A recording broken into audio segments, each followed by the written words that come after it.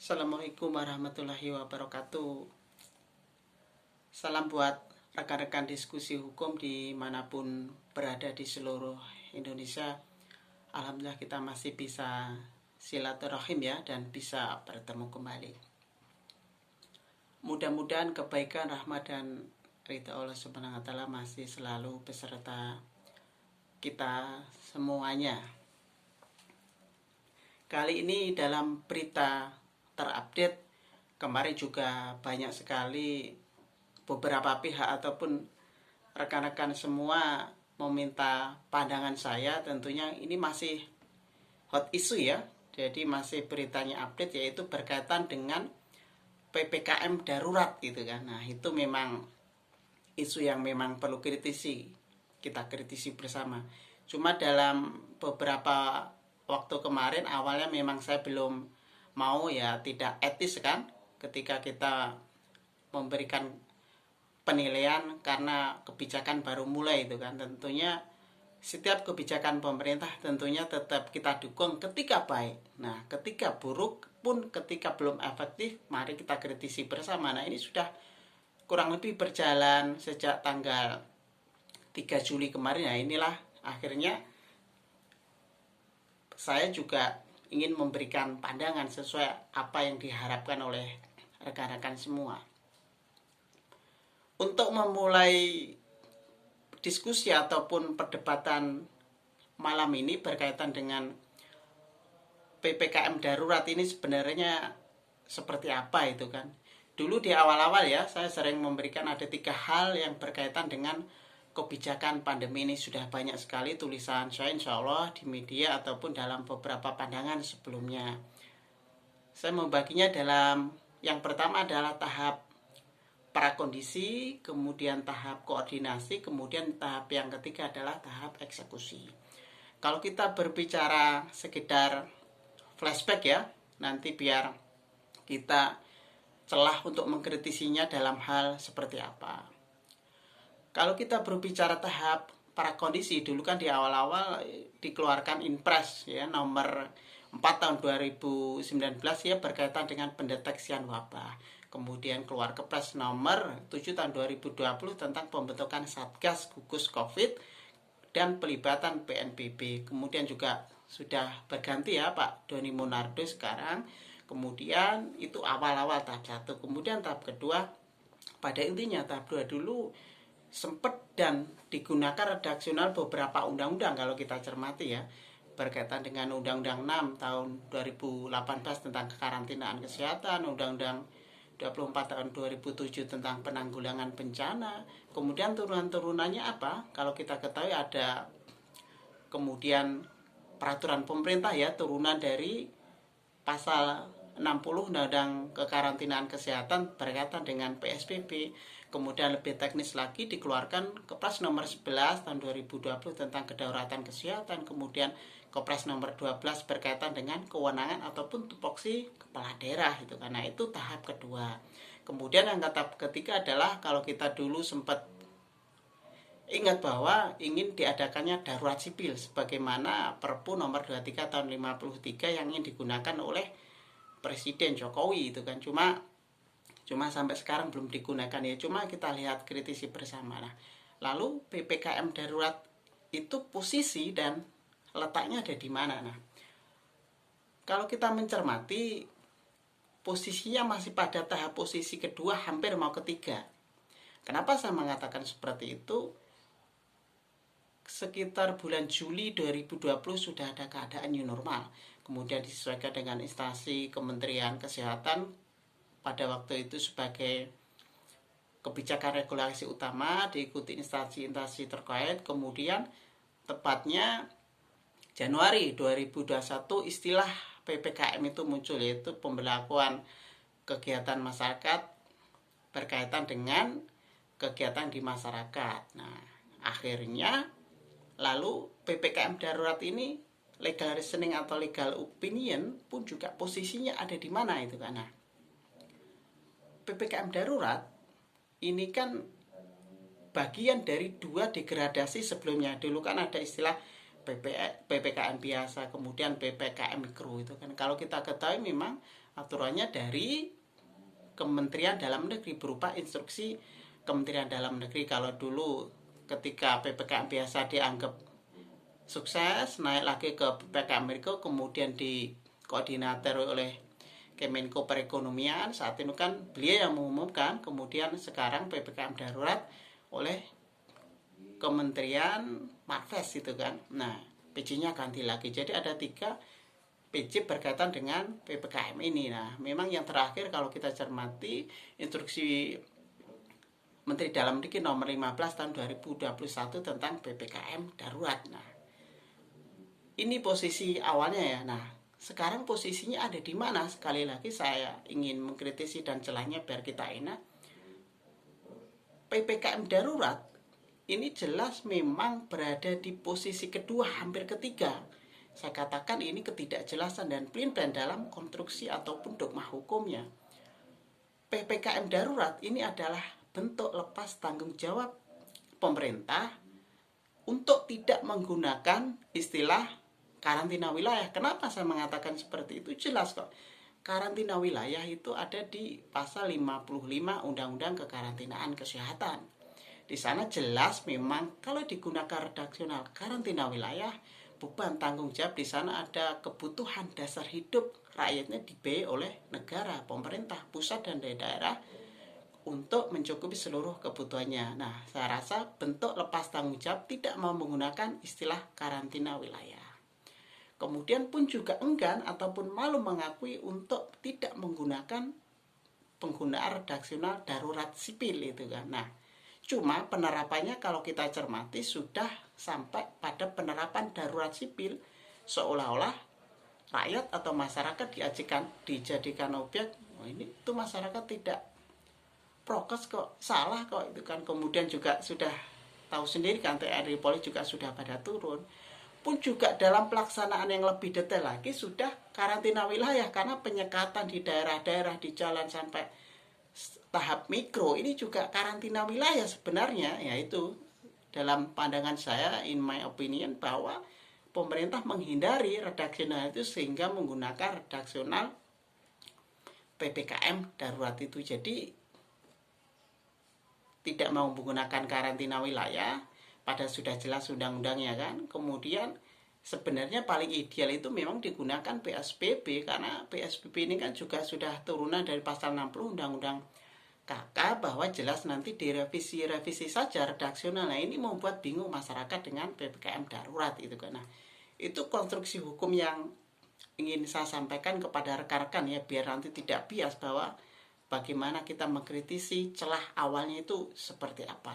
Nah, kemudian poin yang kedua nih, baru saya bacakan beritanya ya, bentar.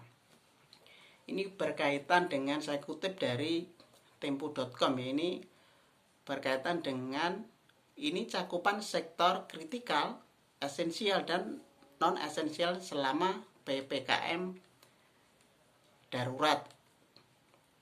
Ini memang di Jawa Bali diterapkan PPKM darurat sebagaimana Menteri Koordinator Marves Pak Luhut Binsar Panjaitan. Nah, kemudian ada bidang-bidang masing-masing. Ini ada bidang kritikal misalkan kesehatan, keamanan, energi, logistik, makanan, termasuk petrokimia, semen, objek wisata, proyek strategis nasional, konstruksi, dan sebagainya. Ini ada beberapa hal ya, memang kemudian bidangnya adalah beberapa bidang esensial. Bidang esensialnya ada keuangan, asuransi, pasar modal, teknologi, operator, perhotelan yang dekatan dengan penanggulangan karantina dan sebagainya. Kemudian adalah bidang yang terakhir, ini adalah bidang non esensial. Nah, ini ada beberapa sektor, ini terdiri dari pekerja yang tidak tercakup dalam sektor kritikal dan esensial. Kegiatan perkantoran diadakan dan WiFi diberlakukan 100%, sektor lain yang menerapkan sistem daring 100%. Nah, ini kalau kita cermati ya, pembagian kritikal, esensial ataupun non esensial ini memang lebih detail lagi di instruksi Menteri Dalam Negeri nomor 15 tahun 2021. Kemudian walaupun ada revisi ya setelah beberapa kali kritikan ataupun masukan, termasuk contohnya adalah berkaitan dengan penutupan ibadah sementara tidak boleh, rumah ibadah tidak boleh ditutup, akhirnya kemudian dibuka lagi. Nah itu kan direvisi lagi, ada beberapa perubahan. Pun juga berkaitan dengan transportasi umum, kemudian juga kemarin juga Kementerian Perhubungan juga sudah mengeluarkan kebijakan ya, surat edarannya, kemudian tahapannya pun juga diikuti instansi lainnya. Nah, berkaitan dengan bidang ini yang saya ingin kritiki, adanya perubahan pun juga adanya beberapa hal yang dijadikan dasar, ini menunjukkan bahwa ketidakkonsistenan kebijakan dari awal grand design-nya tidak jelas, tidak memiliki visi misi yang jelas, ganti lagi, setelah kritikan ganti lagi. Ini kan menunjukkan ketidakjelasan. Pun juga dalam beberapa hal di lapangan, untuk menentukan kritikal ataupun esensial ini juga masih multitafsir juga itu kan. Kita lihat dalam prakteknya ya itu kan. Kemudian di dalam misalkan kendaraan umum, kalau saya mengkritisi harus ada kartu vaksin. Nah, kartu vaksin ini kan kalau kita cermati sudah harus ada antigen, PCR, kartu vaksin. Syaratnya adalah kumulatif 3. Ini tidak relevan, ini memberatkan masyarakat juga kayak gini kan. Jadi PPKM darurat ini kalau kita cermati sampai sejauh ini memang merugikan masyarakat menengah ke bawah khususnya. Pun juga pengumumannya kan juga dadakan ya, kalau jauh-jauh hari rakyat sudah menjadwalkan kegiatan tiba-tiba diberlakukan PPKM darurat. Nah ini ya, ini basis data yang bisa digunakan sebagai tahapan nanti kita lebih diskusi lebih lanjut.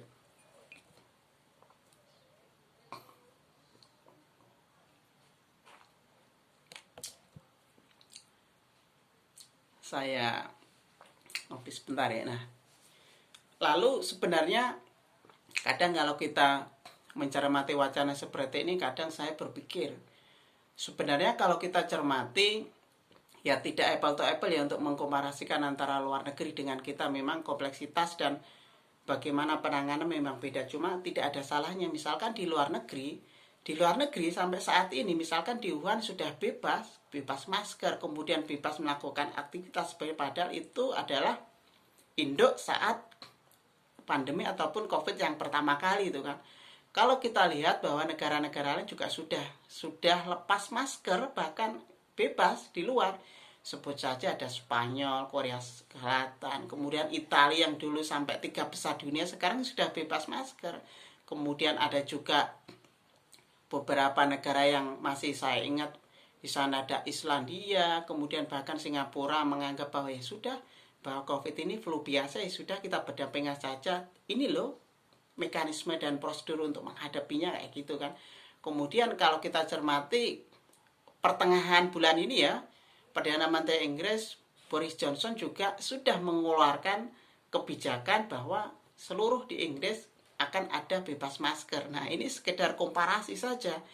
Di luar negeri sudah bebas, di Indonesia baru mulai ledakan yang segini dahsyat itu kan. Bahkan dalam beberapa kesempatan masker harus double. Ini kan bagi saya ini kurang relevan dan perlu kita kritisi itu kan. Itu salah satunya. Kemudian kalau saya berpikir juga sebenarnya apa sih yang menyebabkan kayak gini itu kan. Yang jelas yang pertama, jelas ini berkaitan dengan strong leadership, kepemimpinan yang lemah dan tidak punya wibawa itu kan. Bagaimana seorang pemimpin harus mengeluarkan sebuah kebijakan harus ditaati rakyat, kalau pemimpin tidak memiliki kewibawaan, akhirnya masyarakat cuek, apatis, dan ya sudahlah, saya butuh kerja, ekonomi harus jalan dong kayak gitu. Nah ini dibutuhkan kepemimpinan di sana, karena sejak awal memang sudah pemerintah tidak memiliki visi misi yang jelas, grand design yang konkret untuk visioner ke depan untuk penanggulangan pandemi ini, plin-plan dan tidak jelas, rubah-rubah, gonta-ganti istilah ini kan. Nah, kemudian juga yang tidak kalah tragis adalah adanya dugaan ataupun oknum jaringan yang dijadikan sebagai mafia bisnis COVID ini itu kan. Kita ketahui ya sudah pembongkaran obat, alatnya, kemudian pemalsuan data indikasinya di beberapa rumah sakit atau puskesmas. Inilah yang menjadikan trust dan rakyat kurang itu kan. Kemudian belum lagi dana bansos dikorupsi, kemudian bagaimana oknum pejabat yang baik di teknis, kemudian di sana BLT yang harus diserahkan kepada masyarakat, dikorupsi kayak gini kan. Nah kemudian akhir-akhir ini juga vaksin yang juga dihibahkan itu kan juga akan digotong royongkan yang harusnya gratis kepada masyarakat itu kan. Nah, hal-hal seperti inilah yang dalam pemikiran saya, dalam perenungan saya, sebenarnya apa yang salah ada bangsa kita itu kan. Apakah di luar negeri sana ada? Saya katakan di luar negeri kalaupun ada 0,001% itu karena di Indonesia yang menjadi sebab hal kayak gini itu memang luar biasa, walaupun kita tetap apresiasi bahwa pihak penegak hukum sudah mulai memberantas di sana ya pelan-pelan. Cuma ini terlambat ini kan. Masyarakat di sana terasnya sudah kurang, ekonomi yang dikedepankan sekarang gitu kan. Nah, dari beberapa hal inilah makanya saya angkat bicara di sini, makanya jangan melulu untuk menyalahkan masyarakat tidak taat prokes, tidak disiplin. Kaji dulu kebijakan pemerintah secara detail seperti apa, sudah menyentuh menengah ke bawah atau belum itu kan. Pun juga harus evaluasi ketika diberikan kritikan, masukan harus legowo, jangan siapa yang menyatakan ini dianggap gagal penanganan pandemi, temui saya. Ini datanya. Nah, ini kan menunjukkan, mohon maaf, arogansi pejabat publik yang tidak etis ketika mendapat kritikan masyarakat. Kita mengkritik bersuara seperti ini bukan berarti kita tidak ingin pandemi berakhir dan tidak bersatu gitu kan. Nah, salah tafsir yang luar biasa ini kan. Nah, kemudian yang terakhir ya tentunya bagaimana sebenarnya solusi ataupun harapan itu kan kalau kita menyikapi bagaimana problematika yang ada di Indonesia sekarang. Nah, PPKM darurat ini kan akan diberlakukan nanti maksimal tanggal 20 Juli ya. Lalu pertanyaannya, relevan nggak diperpanjang? Bagi saya tidak perlu. Tidak perlu PPKM darurat ini diperpanjang. Lalu solusinya? Nah, bagi saya walaupun PSBB itu sudah terlambat ya, sudahlah itu sudah lupakan. Kemudian ya sudah kembalikan kepada PPKM biasa saja. Ini akan lebih etis dan saya katakan lebih win-win solution antara pemerintah tetap memberikan kebijakan pun masyarakat menengah ke bawah juga akan tetap dapat mencukupi kebutuhan sehari-hari di sana. Pun juga kalau kita cermati pilihannya bagaimana kalau sekarang PPKM darurat, kalau kita ketahui kemarin ada sekitar dana 6,1 triliun yang sudah dikucurkan oleh Kemenkeu untuk dana bansos. Ini aja direalisasikan. Kemudian juga harus cepat sampai kepada masyarakat yang menengah ke bawah yang juga harus segera terpenuhi kebutuhan hidupnya itu kan. Nah, kemudian juga aparat penegak hukum juga harus persuasif, jangan arogansi tiba-tiba menutup warung, pembubaran, penyekatan jalan dan sebagainya. Kalau penyekat jalan masih bisa dimaklumi ya itu kan. Cuma kalau warung tutup, pedagang tutup itu kan itu sangat merugikan, saya katakan itu kan. Kasihan juga kan. Hari ini kerja, besok digunakan untuk makan itu kan. Nah, logikanya seperti itu. Masyarakat saya banyak mendapat keluhan dari berbagai ya, ini yang menjadi PR kita bersama itu kan. Nah, makanya tetap kawal bersama kebijakan ini nanti akan seperti apa. Buat rekan-rekan semua juga tetap jaga protokol kesehatan, itu saja. Jadi solusinya PPKM darurat tidak perlu diperpanjang pun juga. Lalu bagaimana dengan protokol kesehatan tetap dijalankan pun juga, pasokan distribusi oksigen apa yang dibutuhkan di rumah sakit di seluruh segera cukupi di sana. Nah, sekarang sampai sekarang juga masih terlalu dadakan seperti ini itu kan. Jadi yang ingin saya katakan, mohon maaf, jangan melulu menyalahkan kepada masyarakat bahwa tidak taat prokes. Pemerintah harus juga legowo mendengarkan kritikan, pun juga kebijakan yang dikeluarkan juga harus lihat realita masyarakat menengah ke bawah sekarang akibat kebijakan yang diberlakukan seperti ini. Tanggung jawab Pemda pengawasan, bagaimana daerah-daerah yang harus hadir pun juga harus mereka terima sudah layak dapat atau belum itu kan. Nah, itu yang bisa saya sampaikan. Semua pihak juga harus tetap bersatu mengawal segera pandemi ini juga segera berakhir, pun juga hak konstitusional warga negara juga harus harus bebas, artinya harus tetap terlindungi. Negara harus hadir dan menjamin kenyamanan, jangan justru menakut-nakuti dalam kehidupan yang seperti ini itu kan. Itu yang bisa saya sampaikan, insya Allah nanti bisa disambung lain waktu. Beda jangan ngambekan, beda jangan baperan. Berbeda karena kita saudara, berbeda karena kita Indonesia. Kita sama-sama belajar bareng, mudah-mudahan bermanfaat. Bersama-sama berbuat bermanfaat buat umat bangsa dan negara. Wassalamualaikum warahmatullahi wabarakatuh.